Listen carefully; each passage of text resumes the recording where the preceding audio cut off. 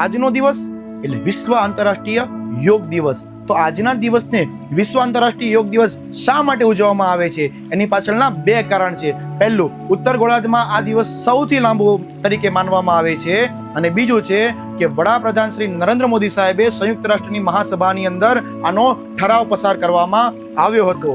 તો યોગ શબ્દ કયા શબ્દ પરથી ઉતરી આવ્યો છે? તો સંસ્કૃત શબ્દ ધાતુ યુજ પરથી ઉતરી આવ્યો છે, જેનો અર્થ થાય છે શરીર, મન અને આત્માને જોડવાની પ્રક્રિયા, એટલે યોગ. તો અષ્ટાંગ યોગના 8 અંગોના નામ તમે સાંભળ્યા હશે: યમ, નિયમ, આસન, પ્રાણાયામ, પ્રત્યાહાર, ધારણા, ધ્યાન અને સમાધિ. તો યોગ કરવાના ફાયદા શું છે?